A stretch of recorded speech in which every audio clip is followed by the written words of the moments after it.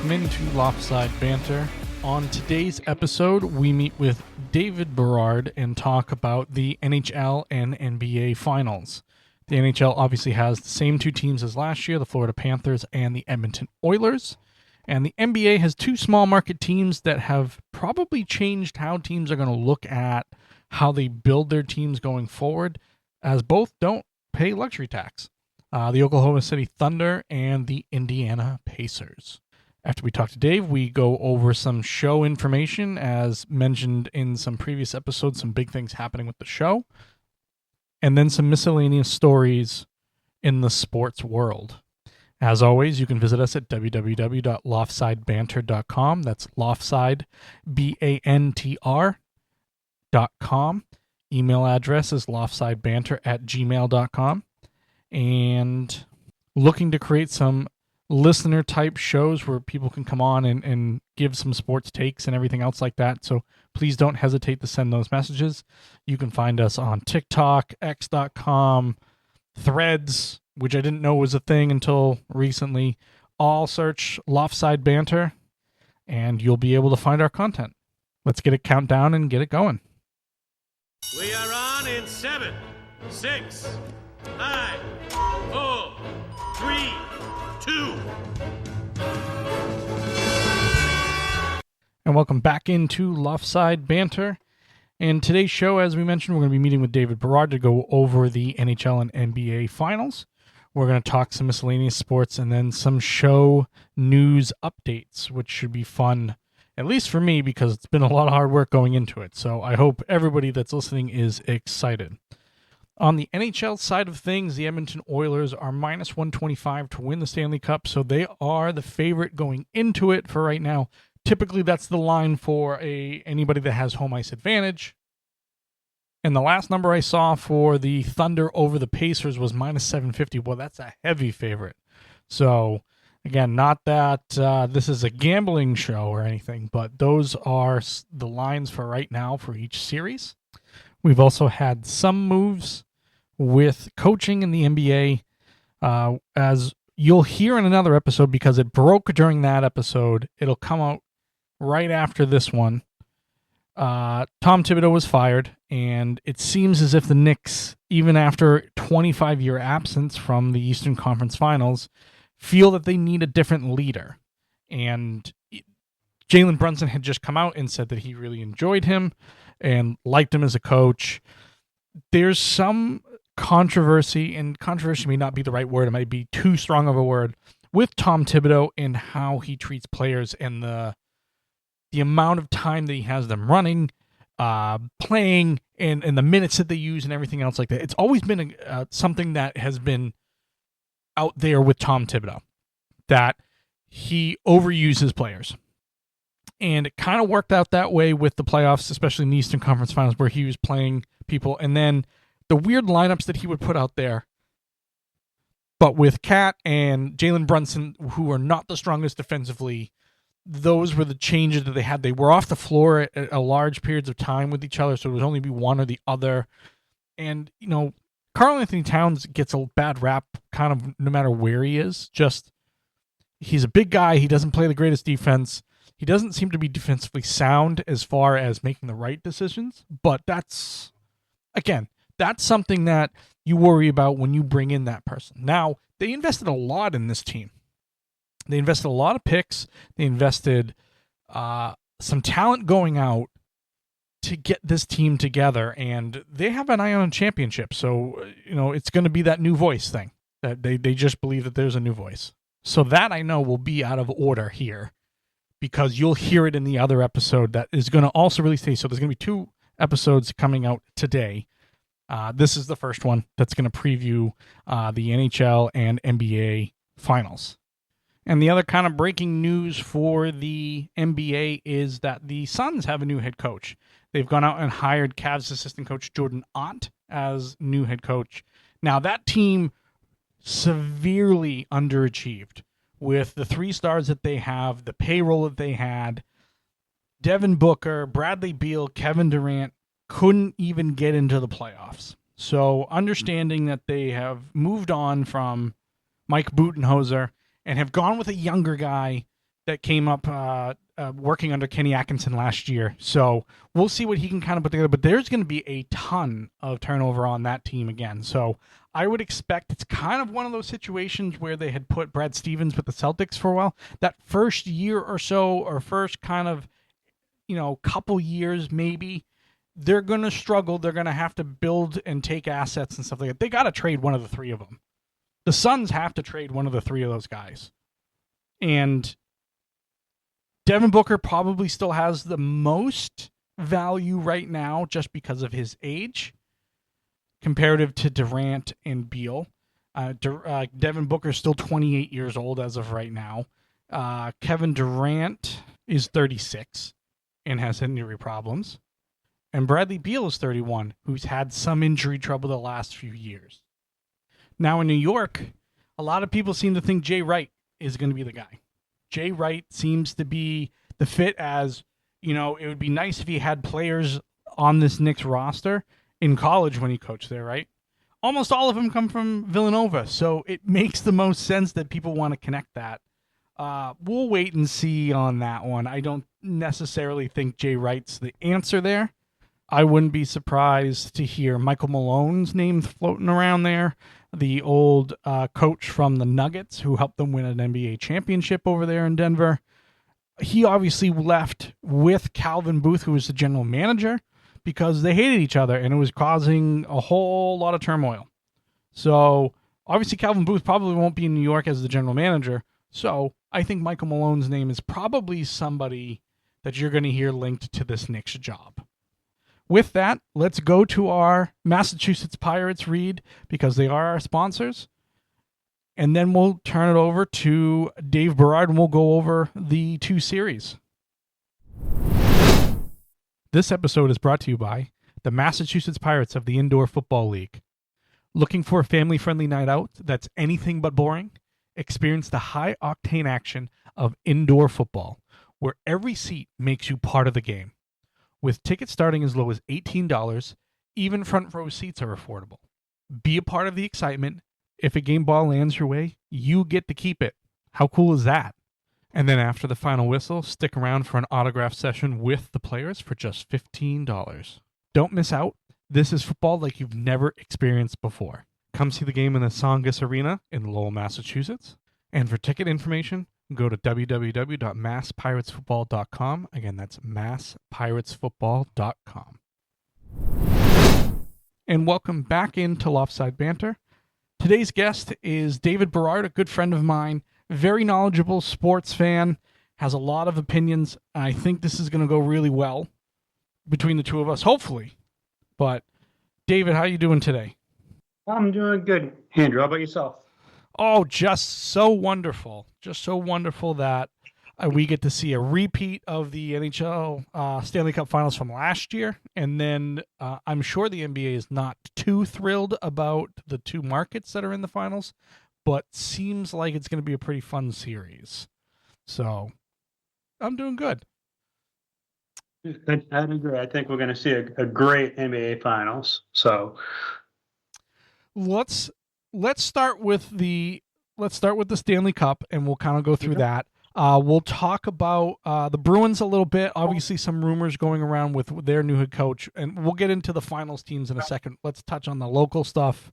But the Bruins, it seems like, are down to 3 or 4 possibilities. Marco Sturm is still one of them, former player. Mitch Love, Jay Woodcroft, who used to be the head coach of the Oilers. Do you have a preference between the coaches that they've kind of said that are in their final 4? For the people that are left, people are going to think, oh, he's just a homer and all this. But I really like what Marco Sturm has done with the AHL team and at the AHL level, helping build that team up. And I think having a familiar name come home would be a little bit of a good transition, but I also think he's going to bring some new ideas to the table and potentially help break the Bruins out of the system that they've been playing in right now that seems to have led to a little bit of their demise. So that's kind of where I'm leaning. I don't know what the front office is thinking. But being a homer and being somebody that always loves his former players to see them be successful, I'd like to see him come home. Yeah, I think Sturm has done a great job as a head coach, both for the German national team, the AHL level, like you mentioned. Looking at kind of their choices. Now, was the signing of Sweeney simply because no coach really wanted to come here with a lame duck GM of sorts? To say yes, like I 100% believe that's why he got the extension. I also am in the camp of if that's the only reason why you gave him an extension, you probably should have fired him and hired a new GM and let the new GM do the coaching search. So I have mixed feelings and mixed emotions on the extension, but I 100% agree that no coach would want to come here with a lame duck GM situation. So that is 100% without a doubt why he got the extension. Do you think there's a false kind of positive to the ownership with this front office? Because they obviously have spoken out positively of Neely and Sweeney. As I've discussed with in previous shows, that I want Neely and Sweeney to be successful. Like, I loved them as players and everything else. It's just, they got the record in the regular season, lost in the first round. They, have had playoff runs and stuff like that just fell short and everything else. So is there a false sense of like positivity to this, or do we think that they have been successful? That's a tough one because I completely understand what you're saying. My big thing is I feel like we've had three of the best coaches that have been in the NHL in the last 10 years. And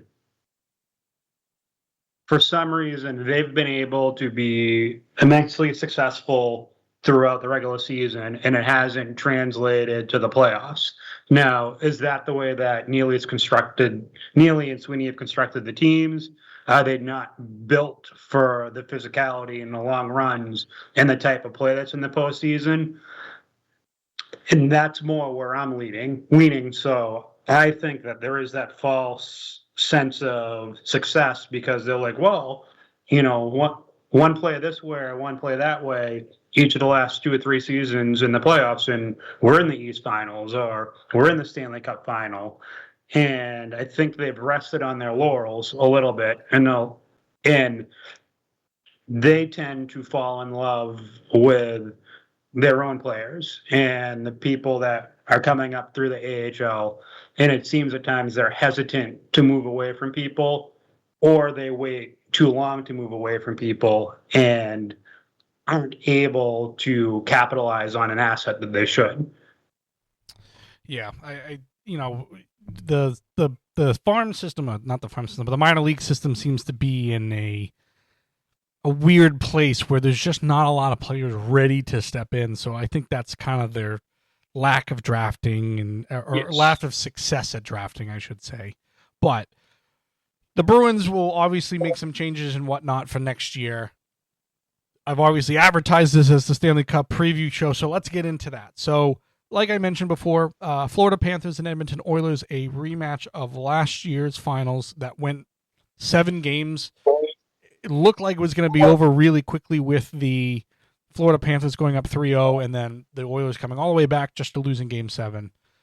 It's turned a little bit this year where Edmonton is now the home advantage team. Do we see this going the same way as last year, or do we think Edmonton wins their first cup since 1990? Struggled with this one. I'm leaning Edmonton to win. I think that they have on their mind, they want revenge. They want to have a better showing than they had in last year's final.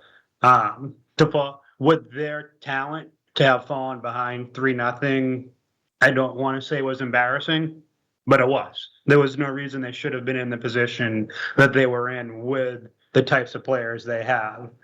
So I think they have revenge and vengeance on their mind. And I see Canada getting their first cup since 1993 and Edmonton since 1990.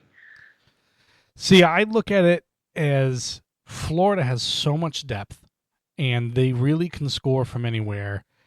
I struggled with this as well because I do want Marchand to win another cup, and I don't like the idea of rooting against him. But I have always mentioned, and I mentioned in a previous show as well, I like new things to happen.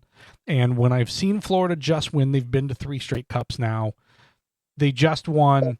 They got what they kind of deserved last year, even though they had to make it hard on themselves. I do want to see Edmonton win just because I think McDavid absolutely deserves one. I think Draisaitl absolutely deserves one. And it would be cool to have, a Canadian team win like you just mentioned for the first time in 22 years or whatever it is. I just, man, Florida looks really good. And they've looked really good throughout the playoffs.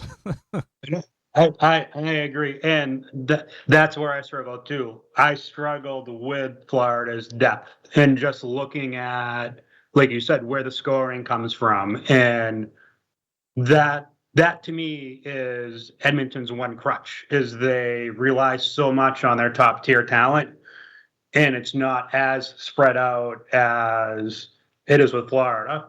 And if you look at the score sheets, Florida has 10 players with 10 or more points in the playoffs, 5 players with 5 goals or more. Edmonton's only got 7 with 10 or more points. They have 8 players with 5 goals or more, but they've scored more goals in general in the playoffs. So that kind of throws that out of whack a little bit. But it just seems that with any line that Florida puts on the ice, they could score a goal at any given time. And that was my struggle. But I think McDavid and Draisaitl, like I said, I think they're out to prove something. And I think that they can do it, and I think they're going to do it. Now, where I struggle with Edmonton is, we mentioned the depth. Obviously, they have 2 of the premier scoring leaders in the league. Their defense isn't as deep as Florida, and Stuart Skinner, there are times where you don't know what you're going to get from him. Yeah. He started these playoffs atrocious, lost the job, and then all of a sudden could stop everything. So that's the weird thing with Skinner with me, is I don't know. And then obviously Bobrovsky he could stand on his head any given game, doesn't really have the hills and valleys of how good he can be and how bad he can be, like Stuart Skinner does. So, obviously a hot goaltender is where the NHL playoffs kind of turn a little bit. And Skinner is the one that's hot right now. He is, but like you said, I keep waiting for the other shoe to drop. And I keep waiting for that game where he lets up 7 goals. And how does he respond from that? And to me, that's why it's so key for McDavid and Draisaitl, and even throw Corey Perry in there, who has an expanded role with Hyman being out. Mm-hmm. Like, you need them to score, and you need to get up on this Florida team 2-0, 3-0 in games, because that takes a little bit of that pressure off of Skinner. And then if he lets one in, you then hope that the floodgates don't open, because he knows he has that little bit of a cushion behind him. Yeah, I'm looking at it here. Skinner gave up 15 goals on 82 shots for a .536 goals against and .817 save percentage in his first 3 losses in the playoffs. He was taken out, put back in after an injury to Calvin Pickard, and since then in his 7 starts is 6-1 with a 1.41 goals against average. So, I mean, completely and utterly different in all aspects. And he had 3 shutouts. I think at one point he was either giving up 4 or more goals or a shutout. There was nothing in between. It has been. It's been crazy. Like you said, he's my biggest fear in my pick.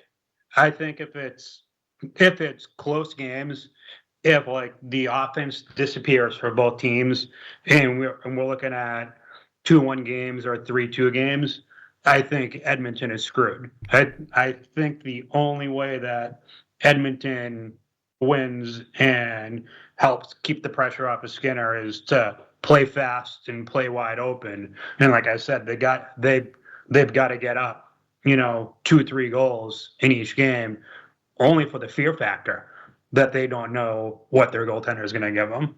Right. So we've kind of answered who has the edge in this matchup. Do you think Edmonton has the most to prove in this finals?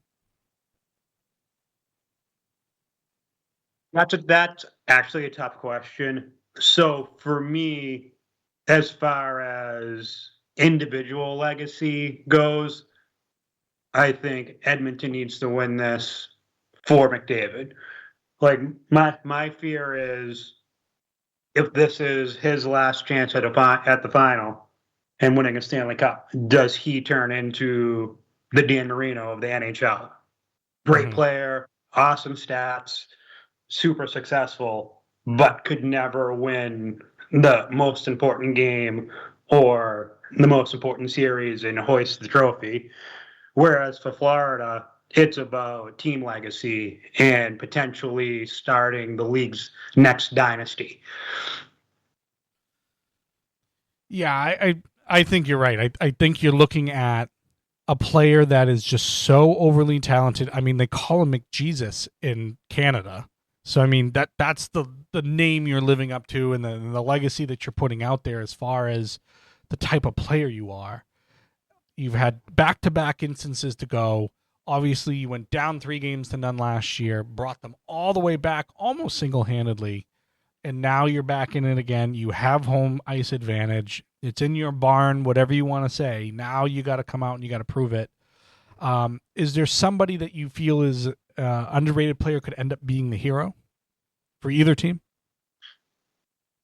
So you're going to laugh at me, and people are going to think I'm crazy, but Kasperi Kapanen from Edmonton, now he's kind of been thrust into the lineup a little bit. He was in and out before the playoffs. He didn't play many games in the first round. All of a sudden, he's been thrust in. I think he's only played 7 games, maybe 8.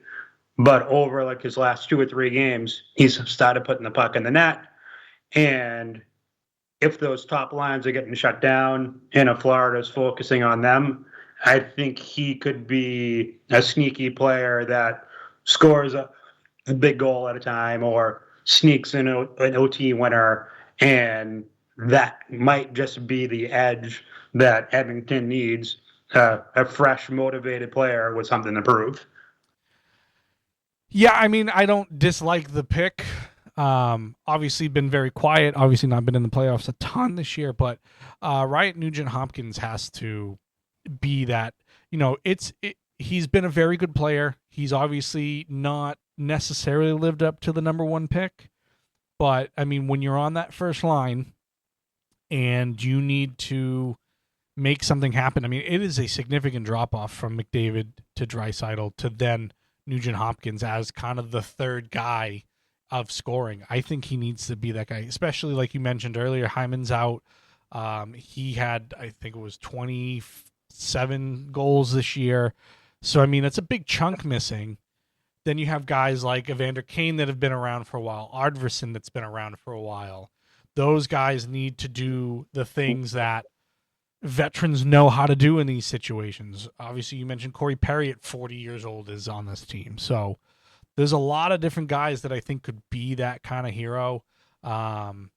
It's just, they somehow need to step up. They need to do those things that we're not regularly seeing from them. Anybody from the Panthers side? From the Panthers side, I would say maybe some step up from the D-line. Like Seth Jones has had decent playoffs. I think with how successful the power play has been for the Panthers and the penalty kill kind of being the strength for the Oilers, if he can break through, whether it's getting some assists with getting some shots on goal with the traffic in front, or sneaking one or two through, that he could be a sneaky player to kind of put himself potentially even in the running for the Conn Smythe if he's playing amazing defensively, has a good plus minus, and contributes as much as he has been on the power play. I think it's gonna be Marchand. If I'm going to be a hopeless romantic and see the Panthers win again, I think Marchand's going to have that. He's had a very good playoffs, 4 goals, 10 assists. The other player I really like, and maybe somebody that's in that Spoke B uniform next year, of Sam Bennett. You're kind of your second line center, good kind of offensively, defensively. He leads the team in goals for the playoffs right now with 10. So I mean, as much as there's so much depth and everything, I mean, Sam Bennett, not normally your top goal scorer, he's having an excellent playoffs as far as the offensive end is concerned. I'm not gonna lie, it was hard not to pick Brad Marchand because the love in my heart for him wanted to, but I wanted to go off script a little bit. Is this a perfect example of physicality versus finesse between these two teams, and which one of them do you think decides this series? I do. I truly think that and it sounds dumb, but whichever team is able to implement their style of play and set the tone with it is going to win the series. I think, I'm sorry, I didn't mean to cut you off, but I think that where this is Florida's 3rd straight year, and they've essentially played a whole extra season, that are they going to be able to continue that level of physicality? And that's where I think Edmonton's speed and that top line may be able to just have that one little oomph extra to kind of pull it out. Yeah, I mean, physicality, especially with the amount of games they've played over 3 years now. Granted, Edmonton went with them 7 games last year, as we mentioned. Takes a lot more of a toll. Now, if you're dishing it out and you're doing all those different things, all right, you can slow finesse down. We're talking about some of the best finesse players in the game on that Edmonton team. So can they get around that? Can they throw their body around when they need to? That's kind of a different factor in my mind with Edmonton. Could a cup win change the perception of, you kind of answered this before, but can a cup win change the perception of McDavid and Draisaitl, Evan Bouchard, all those players? Do they have to do that to realize how great they were?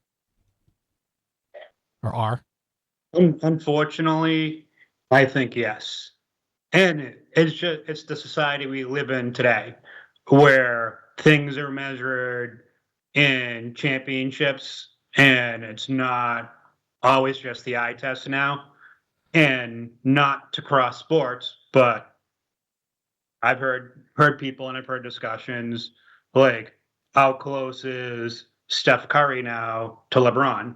If Steph had won another championship this year, did he do more for the game than him? And stuff like that. So unfortunately, like I said, we live in a day and age where championships are pretty much a must to be considered one of the best or one of the greatest to have played. Who you think is winning the Conn Smythe? Conn Smythe, I have in my head, I think if Edmonton wins, I think Leon Draisaitl wins it. I think that in the deciding game, I think Florida kind of locks McDavid down a little bit, and Draisaitl kind of pops and is the reason they win. And I think it's a close contest between the two of them, but I think Draisaitl will get the edge. And I went kind of a little down the lineup, not too far down the lineup, but if Florida were to pull it out, I think Carter Verhaeghe is going to have a pretty decent series, and I could see him kind of going ahead of Bobrovsky as far as being an impact, depending on the amount of games. I mean, if he gets 3 shutouts, then obviously like he's the Conn Smythe. But I could see Verhaeghe getting, 2 goals in a game, or if it goes 7, he loves to get overtime winners. So he did it to the Bruins. So I Right. could see him kind of being a threat as a dark horse to win it. So how many games is this series going? And you've said that you believe Edmonton's going to win, but how many games is this going? I have Edmonton pulling it out in 6. I think that they're going to win it in Florida and shut the Florida fans up.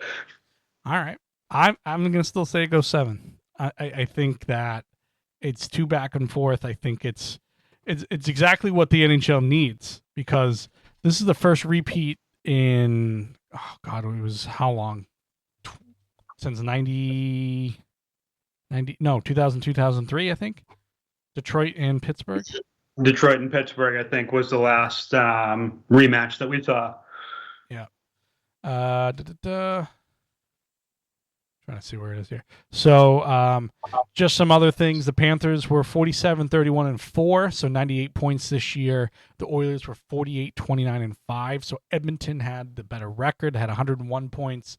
The Florida won both games in the regular season. Game 1 is Wednesday night at 8 p.m. in Edmonton. So with that, we'll shift gears a little bit to the NBA. As I mentioned kind of earlier, not necessarily the best markets in the finals. Obviously, they probably would have loved in the NBA home offices to have New York in there or anything else like that. But Oklahoma City, in realistic terms, this could be the worst team of the OKC era that wins championships, because they have a ton of draft picks. They are super young. They don't seem to care about experience or anything else. They can score at will and they can play defense. It's been amazing to watch. I normally go with veterans and experience, and they just didn't seem to care about all that. When they went 7 games with Denver, I went, there it is. Denver just brought them to a game 7, and this is it. Nope, they destroyed Denver in game 7. And then Indiana. Indiana seems been like a team on a mission. And I'm glad they got past New York. And I could say that New York fans celebrated a little too early about beating the Celtics. But what do you think of the series? I know you said it'll be exciting. So what else do you think the series will bring? Well, in my opinion, if this series, if the tempo of it is anything similar to what we just got to watch between Indiana and New York, with the talent that Oklahoma City has and the stamina and the digging in and coming up big that Indiana has, I could see a hard-fought 7-game series where it's basically going to be whoever has the ball last wins. Yeah, I think you're right. Now, Oklahoma City's very heavily favored in this series at minus 750 for all you gambling fans out there. Not that we would condone that. But from that point, it seems as if this team is just been ready for this. And this is the Paul George finals. I mean, Paul George basically was traded from both of these teams, and they were able to build their championship runs off of that. So I find that kind of funny that's how it kind of all worked out. But Tyrese Halliburton, obviously the best player on the team, but you still have Pascal Siakam for the Pacers. You still have Naismith. You still have Miles Turner. It's a good roster. It's just, man, Oklahoma City can shut down teams and they can score at will, and SGA being the MVP and everything else like that. Rick Carlisle, very experienced coach for the Pacers, whereas I'm going to be honest with you, I can't even remember his name. I'm going to have to look at it, who the head coach is for the Oklahoma City Thunder. So, but I'll ask you a question here. How long do you think this series is going to go? I can see this series going the full 7 games, like barring any injuries to any of the stars on either team, and don't want to put asterisks on things, but I really think Indiana is going to come to play. I think that their goal is to prove that they feel like they should have been there last year. I think that they truly think if Halliburton didn't get dinged up last year in the East Finals, they would have pushed the Celtics to the limit last year. Now, who wins that series if they're both healthy? The homer in me goes, oh, Boston still would have had it. But after last year, going into this year, I said I don't want to play Indiana again because for me, they're the one team that can kind of play any style of basketball that their opponent wants to play. Mark, what does it say? Mark Daigneault? Mark Daigneault? I've never heard of him. So it shows you what great podcast I have. But so with I think this goes 6. I think the Thunder win in 6. I just think they're too strong. I'd like to see the Pacers win, simply because they've gone there, all the years with Reggie Miller and stuff like that. I thought they had talented enough teams for everything, but I just don't think that there's anybody that gets through the Thunder. Not the way that they've been playing. Obviously, playoff experience still didn't really matter all that much this year. Do you think that is kind of a new thing with NBA players, that experience really doesn't equal the success that teams need? Like, obviously, the Celtics had been to the finals before they won last year. And I've said in some previous shows too, I'm not going to use the excuse this year that the Celtics were injured for the Knicks to get by. I don't want to hear the excuses that the Celtics won because of injuries the year before. So, is this still an experienced league, or are we reached a point where players they're going to come in, and if they're talented, they're going to be able to overcome it? Go with the latter. I really think that we're at a point now, especially in the NBA, where talent has kind of surpassed experience. I truly think that, unlike other sports, if you have a top 5 player in that league, that they can throw the rest of a team on their back and win. Because as much of a team sport as basketball is, you can individually affect the game more than you can in any other sport. Yeah, and then I mean, I've kind of doubted the style of basketball nowadays, where we've reached a point of shoot 1,000 threes a game and the team that hits the most is probably going to win. I mean, it's obviously the new style. It's obviously like that. I think from a local standpoint that the Celtics rely on it too much. These teams seem to be able to get to the basket, seem to be able to still have an inside game. Chet Holmgren for the Thunder, like I mentioned, Miles Turner for the Pacers. I just think that they still play. They can kind of go in and out of that style instead of just going, hey, let's just jack up every 3 that we can possibly manage.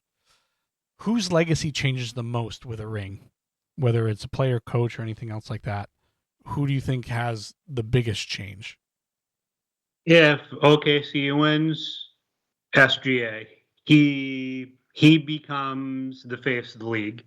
If he wins, he's young, he's likable, he's your MVP, and if he controls the series and wins Finals MVP, he clearly has cemented himself as not only a top 5 player in the league, but like I said, with LeBron aging and who knows, 1 or 2 years left, Steph Curry is going to be gone in a few years. I think that he would cement himself as that potential takeover of the face of the league.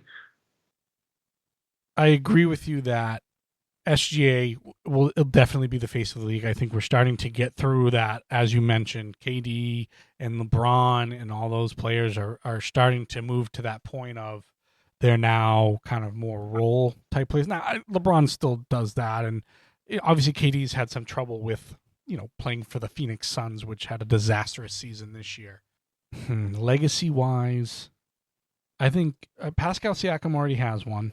Miles Turner's been around for a little bit longer, but Tyrese Halliburton, who was voted this year by some players, and it was a kind of a misconstrued kind of poll, but he was voted as the most overrated player in the league, and I think it had to do a lot with he made the USA team before some players that probably should have been on that team, and I think they probably voted him that way. But I think Tyrese Halliburton really silences everything about being overrated in any way, shape, or form, not if he hasn't already. So, what's your boldest prediction from this series? Indiana wins. I mean, it is a pretty bold take, I guess. Yeah. I mean, there's so. But Go ahead. I think that they want to prove that they're not the little brother of the Eastern Conference. So I just think that they're going to come motivated, and like you said, like Halliburton I think he's silenced the critics by making to the finals, but that was a good call on your part. Like, he probably does have the most to gain out of any player in it, and I think that he's just gonna go gangbusters, and I think he's gonna try to control the series, and I truly see like Indiana somehow pulling this out. Now, as far as NBA and coaching and stuff like that, do you think that coaching is as important in this league as it used to be? Obviously, we see, Rick Carlisle, who's a veteran coach, against Mark Daigneault, who, again, I couldn't even have told you his name to begin with, and now he's done really well. But do you think it's just the level of play by the players is kind of carrying all this different these games, instead of it being coach, like really heavy coaching and everything else like that? I'm gonna say no, only for the fact of what happened to the Celtics and the way that they lost. Mm-hmm. I personally will always think that Brad Stevens in my lifetime was the best coach that the Boston Celtics had, and I think that someone like Rick Carlisle isn't afraid to make in-game adjustments, isn't afraid to alter from the script, and he's shown it at times. And I think that that's the biggest thing, is that's what the coach is there for. The coach is there to settle players down when things aren't going right. Tell them, look, everything's going to be fine. We just have to do this instead. Ultimately, is it the players that have to do it and have to make it work? Yes. But I think a good coach has that calming influence on the sideline, can think in the moment, think on his feet, and just give their players and their stars that little extra edge to perform. What do you think one of the signature moments of this finals can be? Obviously, like I said, two smaller markets.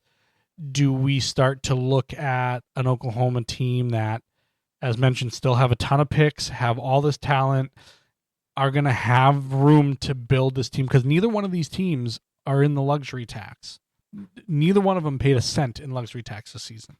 So do we start to look at teams and how they're built and start to get away from, let's just throw so much money at 3 players on a roster and hope we can build around them? Or is this a one-off? I think you're going to see more of this in the future. I really think that teams are going to look at it and see how these teams were constructed. Neither one of them sucked for years on end and went into the lottery and had high draft picks. They built through assets they had on their teams. They made trades. They sculpted and molded the teams by moving people around. And they found, 10, 12 guys that fit perfectly together. Are there stars on those teams? Yes. Oklahoma City has younger talent, a little bit more cost effective and friendly. So that's the other argument, is in 2 or 3 years, when all these people are up for their extensions, are they going to be able to keep that nucleus together? or do they start trading pieces off now and rebuilding on the fly, trying to do the same thing? But I do think the tankathon stuff, unless there's a Cooper flag dangling out there for you, is going to start to come to an end, and teams are going to start trying to move assets around to get stronger instead. Now, what do you think? We'll shift gears out of this. What do you think the Celtics could possibly look like next year? So my dream would be you don't touch Brown, you don't touch White. You keep them there. I love Porzingis, but he's got an expiring contract. Mm-hmm. So he's somebody that you can use for leverage to either get a young player that's cost controlled, or even, a draft pick that you could move for something else. It's going to be hard to trade players for players if they're only trading players for cost saving reasons. Now, if they're moving players to get younger players that might still cost some money and stay in a luxury tax, I'm all for that too. But I do think we're going to see both Porzingis and Holiday in other uniforms next year. Yeah, I think Porzingis is probably done. He's run out of chances with me, just injury-wise. And again, it's not really his fault. I understand. But to be sick and to be injured last year and to everything else, I think you're spending way too much money on him. Drew Holiday is more of a defensive guy now than you're depending on his offense. I think if you can move those two guys, again, you're obviously not going to just move them just to move them. You're going to have to give up some assets to get rid of contracts, and you're going to have to take back bad contracts.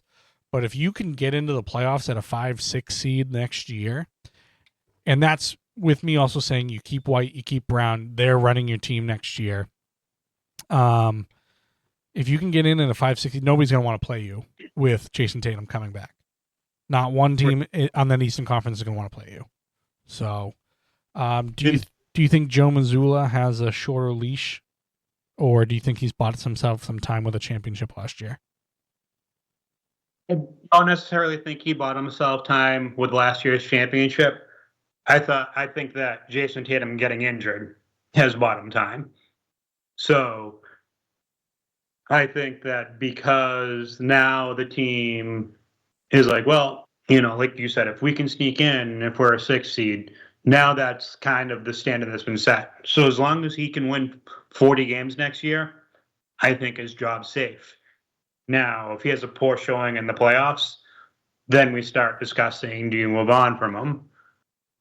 And then you said, Tatum comes back. Yeah, we're hearing rumors like, oh, he's going to be ahead of schedule. He was able to have the surgery right away. Oh, he's young. He'll recover quicker. There's nothing that says if he comes back that he's going to even be 80% of himself. And if he's 80% of Jason Tatum, whether we're a 6 seed or not, I don't think that they can win a playoff series. Yeah, I tend to agree with you there. I think this team's going to look vastly different. I think they have 2 draft picks, one at the end of the first round, one at the very beginning of the second round. So you have some play to move up if you really want to. I saw all the rumors that they were going to try to trade up for Cooper Flag, but Dallas is not that stupid. At least I don't think so, because they did trade Luka for Anthony Davis, which was incredibly stupid. But, for the most part, this team is going to have to make changes. They're obviously not going to pay as much money as they did for their 2-year run, realistically, with this current roster. But that being said, they're right there. They don't have to do a whole hell of a lot to still get into a position to make them a winner next year. If you get Tatum back and he's coming back towards the end of the year and he's healthy, you still have a nucleus that can get you to the finals. I mean, they made it to the finals without a Kristaps Porzingis. And if you still have a Derek White on your roster, I mean, you still have the building blocks of that team. Now you just have to insert, younger talent. I don't think Al Horford comes back. I think he probably retires more than anything. If he does come back, I wouldn't mind having him on a 1-year deal again, but that's I think the most that you're going to get out of him is, just being a leader, more or less. What he's been doing the last few years, basically. Yeah. That's my biggest fear, though, is what are the Celtics going to do for a big? Like, as talented as they've been, like, they're constantly being on rebounds, and you can't rely on Tatum and Brown getting in and getting those rebounds. And that's one of the reasons why, like, I think I don't want to say you blow up, but you do. You get rid of Porzingis, you get rid of Holiday. I think even if Al wants to come back, I don't take him because who knows how healthy he can stay throughout the year. And if you're going to get rid of Porzingis for those questions, you're almost better off.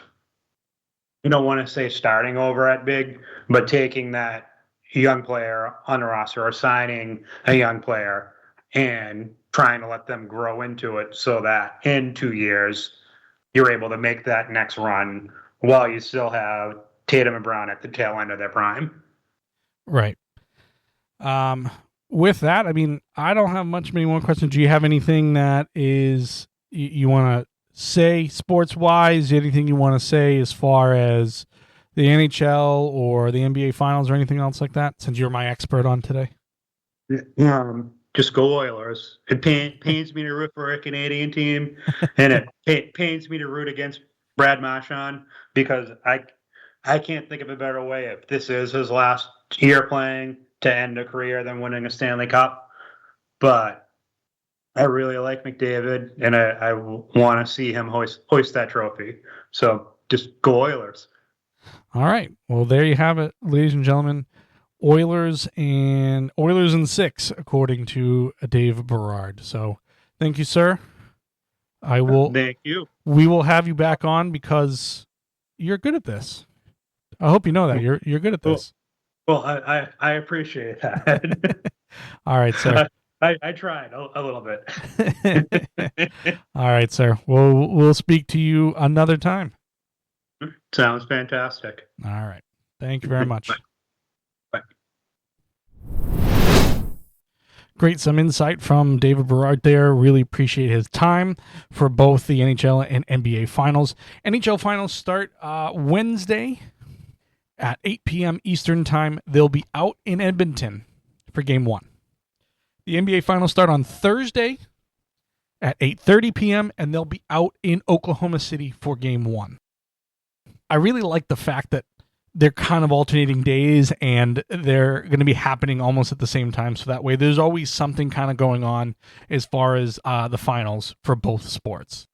One of the things I do want to talk about as far as a miscellaneous sports story is what do coaches need to do at this point in time to keep their job?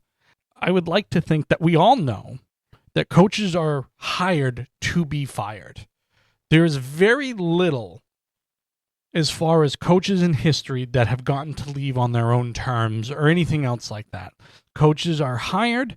They are only as good as what they have done lately. And sometimes they're put in impossible positions and it just, you get fired. That is the role of a head coach. The one thing that I think about head coaches nowadays, and it depends on what sport we're talking about. If we're talking about like baseball or basketball, football, those coaches still have a lot of say in kind of what goes on. So baseball and football, I still think the head coach and the manager of a baseball team still have a good amount of say with people and everything else like that. And trying to help young kids get better or rookies get better and keeping veterans happy and running a system that works for the team. When we get into basketball, I'll put hockey in that level too. Sorry, I'll put hockey in that kind of baseball, football. I think the coach still runs most of the show with the front office and everything else like that. Basketball has kind of gotten away from that to where you're not really recycling the coaches that have been around for a long time anymore. You're going out and you're hiring first-time head coaches to come in and try to run a system and everything else like that. Whereas these other sports they just tend to kind of recycle people. And football's kind of gotten that with newer, younger head coaches to bring in different systems. But basketball just seems to be, hey, we're going to throw somebody out there and see kind of what happens. And the game changes so quickly that these younger coaches seem to have one-ups on coaches that have been teaching it a certain way for a long time. Let's look at the Suns, like we said at the beginning. Jordan Ott comes in, younger guy, takes over from Mike Budenholzer, who, again, is an older coach, ran a certain system. Obviously, he understood that, the jack up a ton of three type systems that the NBA has turned into, because he did run that. It's just, I see a lot of coaches get fired very early, and there's no real chance to put in a system, have it established, teach it, and everything else like that. Soccer's the same way too. Managers are fired incredibly quickly throughout the sport. My favorite team, West Ham United, gave a guy 9 months. Now, he didn't seem to be doing a good job, so I understand pulling the trigger as quickly as you did. But, teams like Real Madrid or Barcelona or Manchester United or Chelsea have all fired coaches very quickly. And there's just no way that you're able to take players that were playing in a different system, put them in your system in hopes that, hey, 10 months from now, a year from now, they've all gotten it. Now, there are different levels to all of this. As I had mentioned with Michael Malone looking at the Knicks job, he was fired because he was making everybody miserable with the general manager. They hated each other. And that's the story that came out. So understanding firing that, I think it was a weird time to fire that. But again, we look at Tom Thibodeau and what he accomplished with that team, and they said, somebody else we think can do better. He had 5 years. He had a winning record. They had their best run in a quarter of a century, and it still wasn't really good enough. And I think Knick fans were okay with bringing him back. I heard some reports that even 3 days ago, they knew that they were going to get rid of him. So it was just one of those things that you hope that the grass is always greener, right? But that's not always going to be the case. And sometimes when firing a coach and going with somebody else that's going to come in and make changes and they're going to do rash things is going to hamper a franchise more than it's going to help. We see it a lot. We see teams that, like Oklahoma City, has a good front office that has put together a team that is going to be good for quite a few years. Barring injuries, barring making stupid moves, they still have a ton of draft picks in everything from the trades that they had made. But they went through a 2 to 3 year rebuilding phase to get to this point. We have teams that are still, like the Knicks, took them 25 years to get to where they did. And that's the Knicks. So I think we're not doing the services to a head coach. I don't think we're doing it very well. And what I mean by that is I don't think we're giving chances all that much. And sports franchises are a lot of money. And owners want to win, and they want to make money, and they want to make sure that the product they put out there, for the most part, there are some teams in all of the different sports that I can point my finger to and go, they're not great owners. They're not great front offices. They're not great this. You hire a coach to fire him, but at least they should get a shot, in my opinion. And, each situation is different, and a coach is going to go in and establish themselves, and players are going to hate them and everything else. We've heard a lot of reports come out that coaches are afraid in these sports to reprimand their players because they speak out more and they say, I'm not happy here. My mental health isn't great under this coach and everything else. That's just the way the world is. But if you're telling a head coach, hey, you're a head coach of a professional team, and then the players have all the leverage, what's the point? Just have the players coach themselves. Yes, there's got to be somebody accountable at the top of the list, but, shouldn't that be the general manager then? Hey, the general manager puts you all together. And then from there, it's you guys coach yourselves. That's the next logical step. We may go back to player coaches. Now, I don't have any information that that's what's going to happen, but it just seems logical that it's going to revert back to that, right? It just, we're spending too much time firing people and bringing in other people and not establishing a culture somewhere and not establishing a system and letting them all just kind of control what the coaching staff is. So it's not as glamorous of a job as when I was growing up and I wanted to be a general manager and a head coach, at least in the professional level. Maybe college is still different, but even that with the transfer portal, we're at a point that you're not going to have the same roster by any means next year. I mean, in college basketball, there were whole rosters that went into the transfer portal or graduated. Now you got a whole new set of players that have to learn a whole new system, learn how to have chemistry with each other and everything else. So it's not as glamorous as it used to be. So we'll see what kind of happens in the next few years with all this, but it just seems as if it is just move along. I feel bad for head coaches sometimes. There's some head coaches I really like that I think aren't given the greatest of opportunities. And that's in all sports. It's not just one.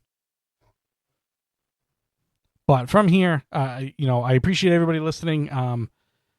The great thing that's coming up is, as I've mentioned kind of in passing in some future or past episodes, obviously I haven't spoken in the future, but we have, and by we, I mean myself, has created Loftside Creative Media, LLC. And that is going to be the parent company that is going to run a lot of this media and stuff like that. I'm working on this podcast a lot. I'm going to get back into streaming so that way that aspect of this company will continue to grow. I've probably done more damage by not doing it as often, and that's my own fault. I've tried to focus on one thing at a time. But Loftside Creative Media, and we're looking for people that want to do these shows. And there are ways that you can make compensation and stuff like that. And we're going to continue to grow to hopefully be able to make this a full-fledged self-sustainable company. And it started with this, and it started with listeners that I keep seeing, and the numbers grow, and YouTube has just been phenomenal the last month or so. And I cannot thank the people out there enough for the support and being able to talk to everybody. But we're going to be producing more content as far as different podcasts with different things. Whereas this one kind of covered some movies and gaming early on. This is probably, Loftside Bantr is probably going to cover sports. And then for myself, I want to be on that movie one where we kind of break down movies and stuff like that. We talk about current events. We do all different stuff like that. We talk about the world of gaming, and we're going to go through all of that stuff and create all of that stuff. It's going to take time, as it began to, 3-4 months ago when I started this. But for right now, Loftside Creative Media, LCM, is the company in which all of this will fall under. And so, as I have to give credit to my wife, Chelsea, for the fact that she came up with Loftside Bantr, the name, which everybody seems to love. So I can't even take credit for that. But Loftside Creative Media is that parent company, and you'll start to see more and more things come out for that. The website will have its logo up there, and we're going to work on all that stuff, but it's still going to be LoftsideBantr.com for now, until we are able to put together another site and possibly transfer that one to fall under it and everything else. But we've had tons of great communication, and this is exciting for me. This is something that I grew up wanting to do. And so thank you, everybody. Thank you very much. I continue to hope to get some support. And again, I want to hear from a lot of you guys. And, I know a lot of people are pretty shy when it comes to this stuff, but I'm here to help get opinions out there, have people talk and stuff. We want to give back to fans. We want to give sports fans the voice that maybe has gone away from sports talk radio and everything else like that. So please, by all means, go to loftsidebanter@gmail.com. Let us know wherever you are, whether it's morning, noon, or night. I appreciate you listening, and we will see you on the next episode.